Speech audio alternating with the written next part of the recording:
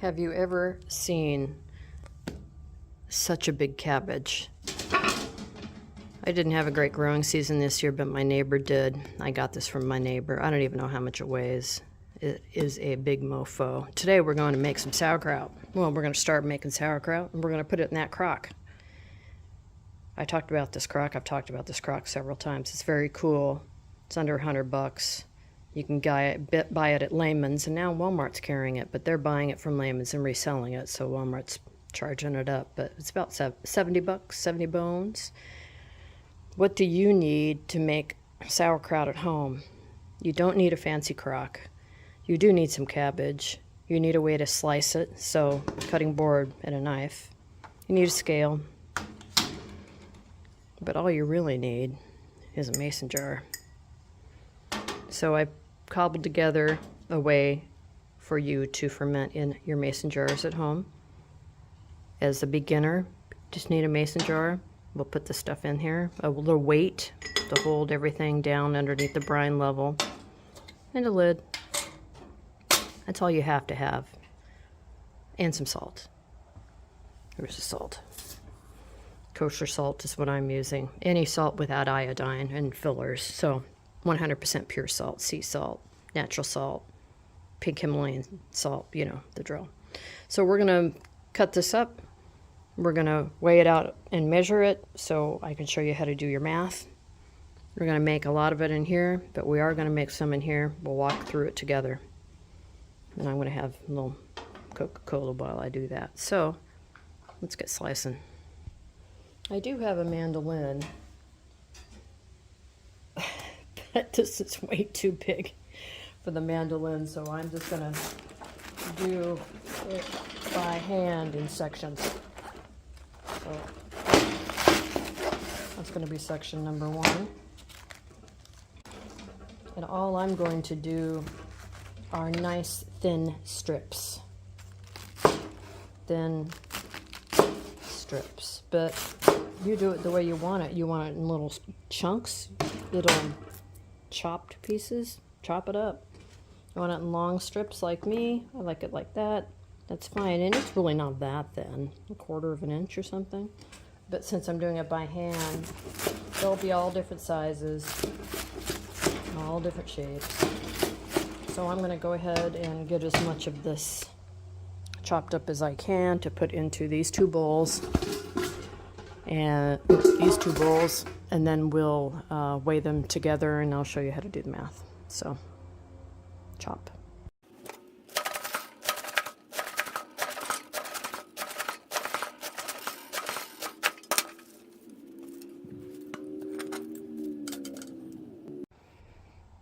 All right, so we have everything all shredded up.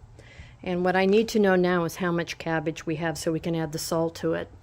So let's see, 2670 is roughly what it is. I'm going to write that down. But on the bottom of the bowl, I have what the tare weight is, meaning how much I need to take away. 634 from the total. So we know exactly how much cabbage there is in there. All right, so we weighed this, came out to about 2670. The tare weight on the bowl was 634. This is all in grams. Grams are more exact, so I usually do grams. So minus the bowl weight, so that leaves me with just over 2,000 grams, 2,036 grams of cabbage.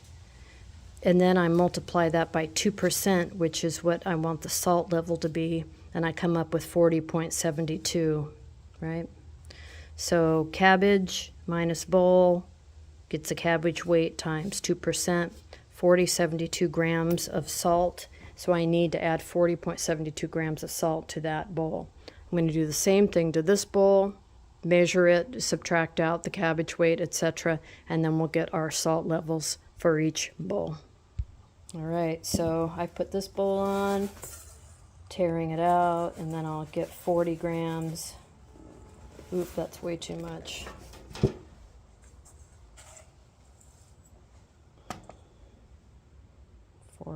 I try to be pretty close Doesn't have to be exact, but I want it like a gram or two. So 43, 42. That's good enough for me. Instead of 40.72, we'll do 42. And so what I'm going to do now is sprinkle this in here, on here. Now it's a good job to get the kids out here. We're going to start mixing, turning and mixing, and turning and mixing. So grab this, go sit down in front of the TV, and do this for 10-15 minutes until you get a nice bunch of juice in the bottom. This is going to take a little bit, but you have to do it, okay? So I'm going to take this inside and mix. All right, you guys, so it's been 20 minutes or more, and can you see how glistening this is now? And let me push this back. You can see that there's water. Oop. Water starting to form.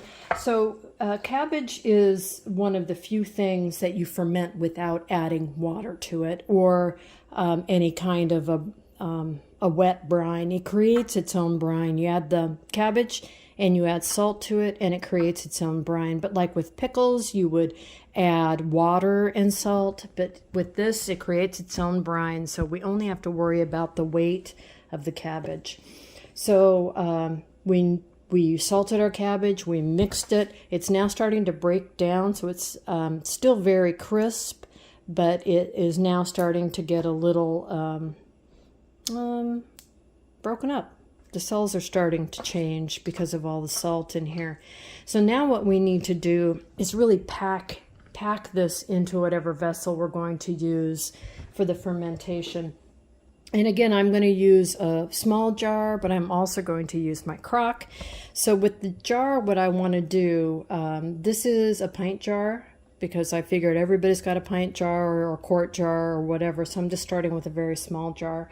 So what you want to do is figure out about how much you're going to put in here and still be able to add your weight and put a lid on.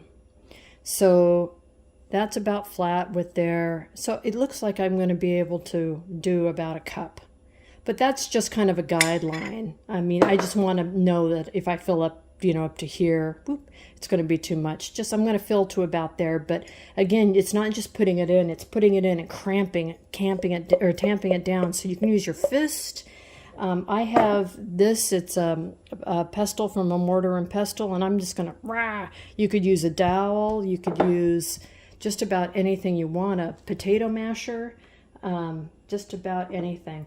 So ferments. This is bacteria, right? Bacteria, yeast. We want it. See how hard I'm hitting that? Oh, I forgot something. I'll be back. I like celery seed. A little celery seed in this, so I'm just going to mix it in. Not too much. But I do want it on here before I start doing a lot of tamping. Down. So anyway, because this is alive, it's not dead, it's alive, you don't want to necessarily have everything sterile. You want it clean, very clean, but not sterilized. So I'm going to put a little bit more in there. Get in there. And then tamp again. And what I'm trying to do is tamp enough to where I'm creating that brine, that water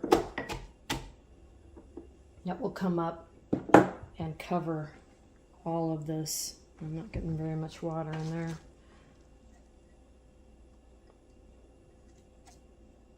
It may take a day for that to come up, but we're going to do what we can. So I'll continue and come back. All right, so you can see in here, again, can you see that water? So I smoosh it down and there's fluid in there. And I'm just about to that cup mark. Let me do a dry measure. Yep, that's about right. That looks good. All right, so I forgot to keep a bay leaf. Could use a bay leaf. I forgot to keep a cabbage leaf, so I just went outside into my garden and grabbed a cabbage leaf. And what I'm going to do is use this as a sacrificial cover. So I'm going to put this in here and put the weight on top of it. And this is also going to help keep all the bits under the fluid level. Anything above the fluid level very well may mold, and we don't want that. So you see, pressing down here, you can see it's coming up the side. So what I'm going to do is put my lid on, and now you're thinking to yourself, oh, you can't put a lid on something you're fermenting. That's not going to work. It's going to blow off. Well, you're going to burp it every day. So every day you're going to come by and give it a little burp. But you can also just put it on a little bit tight, so this can still move up and down a little bit, and it will burp itself. So this is just no frills, easy way to ferment at home. You don't need fancy stuff. You just need to go to the thrift store and get yourself some cabbage. This is the perfect way to try fermenting for the first time. I mean, what is this, 25 cents worth of cabbage? So speaking of cabbage, this is just, it's about 9 pounds and a quarter after I chopped it all up. I have about 4,200 grams, and so that's about what it's going to be. And this is a gallon crock. So we're going to start filling that up. I'm going to take this and put it to the side and let that go, along with my seeds over here, my cucumber seeds that are fermenting, but that's so I can save the seeds for another year. But now I'm going to get started with this, so let's do a little rearranging.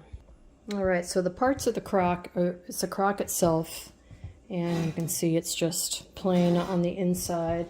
It comes with these. These are the weights, and we fit them in here on top to keep everything underneath the brine level. And then the middle is open, so you can get in there and do a little tasting. And of course we have the lid that fits in here into this channel that we will fill with brine or water, and that keeps a nice airtight seal. So here we go again, putting in, tamping, putting in, tamping, putting in, tamping, until we get up pretty high. Let's see, where is that? To this area, because that's where the weights will go. See how it's a little bit bigger there? So we're going to try to keep it just filled up to right about there. So we'll see together how much of this actually goes in here.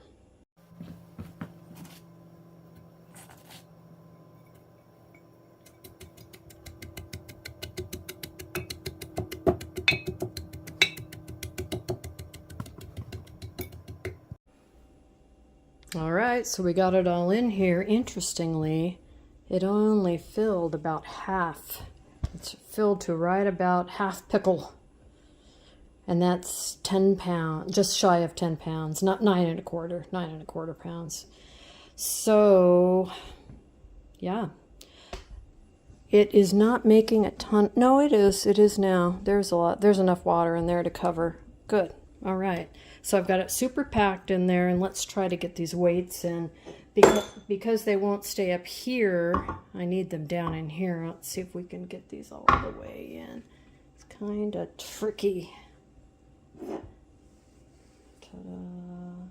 And these are made of some kind of ceramic material, so they're porous. Oh, perfect. No problema. Oh, just about right there.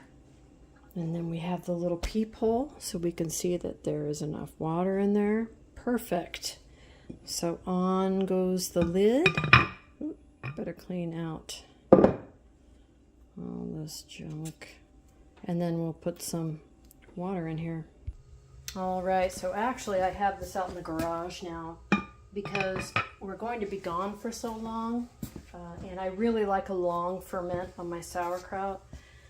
And it's getting to freezing at night. I'm going to leave this in here, and it's going to take a nice long time to ferment. I'm putting salt water in here so it won't readily mold, and we'll come back and check it in a few weeks, but yeah, it's going to stay here until we get back from Mexico. So we'll check in on it from time to time, but that's how easy it is to make sauerkraut. Now it's just a waiting game.